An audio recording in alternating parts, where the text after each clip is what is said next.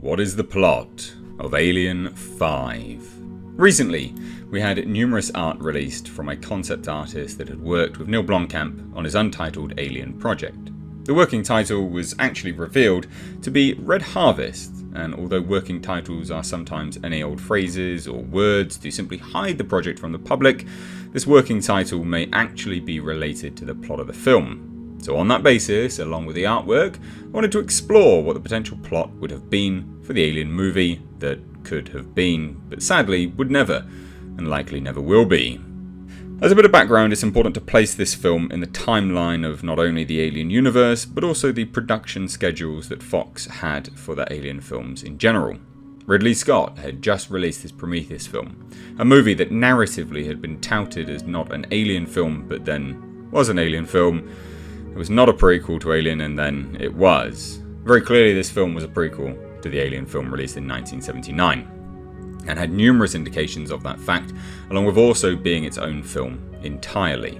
It was around this time that Neill Blomkamp is said to have been working on his Alien project, Red Harvest, a film that would continue the stories of Ripley, Newt, and Hicks. Narrative timeline-wise, it would take place after the events of James Cameron's Aliens and would disregard Alien 3 and Alien Resurrection as something of a fever dream. This is, of course, something that some individuals love the idea of and others really hold a disdain for. Wherever you sit on that, we can all agree it's a bold direction to go down.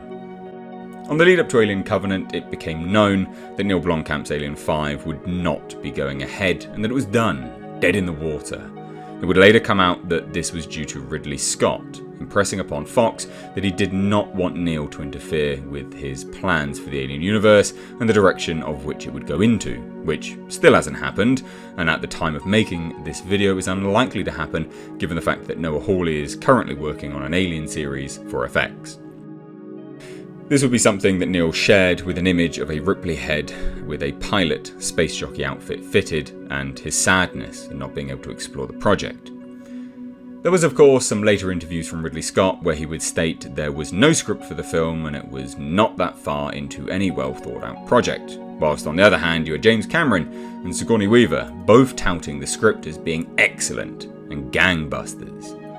It would later come out that there was indeed a script and the film had been location scouting, so how far the project was into pre-production was a lot further than we had been led to believe by Ridley Scott.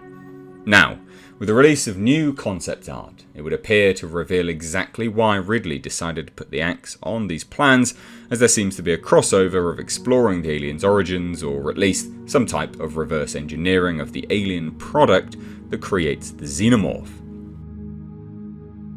Now, onto the plot of the Alien film. As a rough outline, before diving into to explore specific elements and theories, it's clear that a company, whether it the nefarious Weyland-Yutani company or another, had attained their own xenomorphs. We had some incredible artwork released from Carlos Quant, where we see numerous alien designs that differ greatly from the original visage, this being from experimentation more than likely. And from images shared by Geoffroy Thorens depicting Ripley and Hicks, they aren't too pleased about this at all. It seems the rough overview would have been company finally takes control of the xenomorph, creating new iterations, experimental projects, and potentially even reverse engineering the DNA to lead to hybrids. Ripley becomes aware of this in some capacity, and teaming with Hicks, they launch an attack to bring the company down. A very natural progression for the story to go, one that seems to flow nicely with the Alien story on a whole. But let's look a little closer, shall we? It seems the film would have taken place in at least two key locations: the Weyland-Yutani Tower, an enormous looming presence over a city, and a deep sea installation, similar to an offshore mining rig called Anchor, potentially. There would have been new synthetics, at least two, going from the artwork titled Johnson Knox Jax and Ripley and Android. The updated design of the android along with Ripley is an interesting choice, one that seems to work nicely with the Alien universe in terms of progression. There was going to be the return of familiar vehicles. The dropship from Aliens would have come in a new variant rigged as the Sky Crane, presumably for carrying cargo rather than passengers of colonial marines. There was going to be the return of the Power Loader, and there was going to be the return of the Juggernaut, the space jockey engineer ship. We see it here, actually, in a hangar, with what appears to be a resin substance coating it, But also, interestingly enough, the substance and the ship look to be almost one, as if the ship is coming from the resin or the resin is eating away at the ship. It certainly doesn't appear to be a complete vessel, and we can see that from the holes coming off of the side.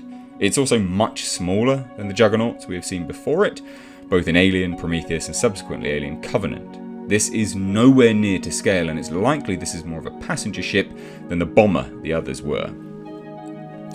This resin substance seems to be important though, as it makes an appearance numerous times throughout the artwork. We see it here where Ripley confronts the nightmare that is a person completely encased in it, resembling nothing more than a mutated mass of congealed mess.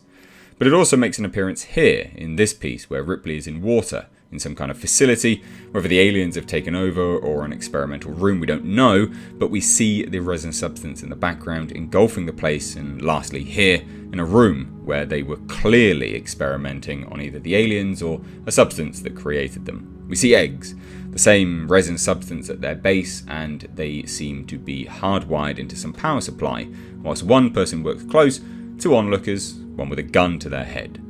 This substance comes back though when we see Hicks attacking a new creature, which we will get to in a moment, called the Trematode. Hicks is holding what looks like engineered tech, or a weapon made from this resin substance. Either way, it has an uncanny resemblance to the ship in the hangar, and the pilot we know all too well from Alien. But on the topic of the new alien and a new alien life cycle, and how this clearly comes into the plot, we see this creature a few times in artwork called the Trematode. We see it being held partially at bay here by a mercenary, perhaps, but the blood is pouring and he's no longer long for this world.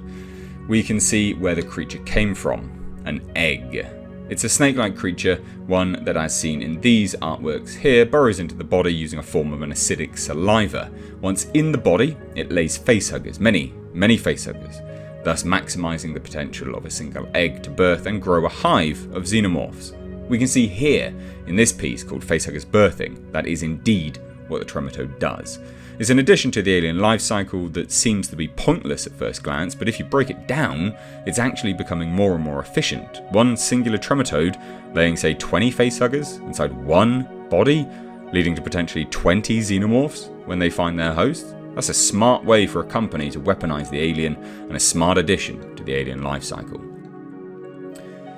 Now, something else that needs to be discussed here is the xenomorph suit that we see in this piece of artwork dubbed Queen. This is a piece that was explained by the artist on his Instagram to be both bio and mechanical, either meaning biomech or bio and technology combined. The suit, of course, does not hide the individual from the alien Queen, as we can see she is chasing them down, but maybe this fools the drones and or offers greater protection to the wearer in battle. Maybe a power suit, perhaps. Either way, the battle doesn't go too well for the Queen, which we see being obliterated here by machine guns. And lastly, as part of the story, we clearly see Ripley suiting up to burn it all down, laying waste to the Weyland-Yutani Tower. We see this here when we put these images together, at least.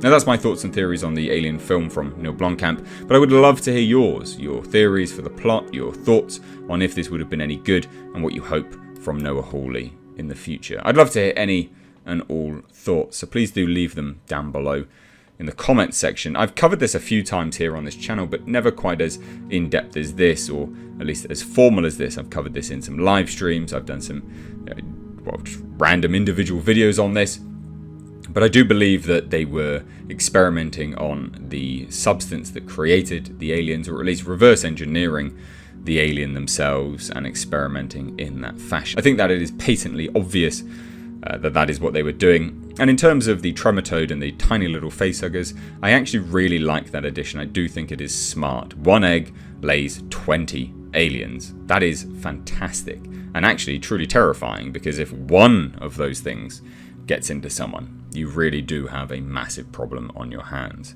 So like I said, please do leave your thoughts down below. If you're new here, please do hit subscribe. You stayed this long, you clearly enjoyed the content. Any and all people, please do leave a like on your way out the door. But thank you all so much for watching. Take care.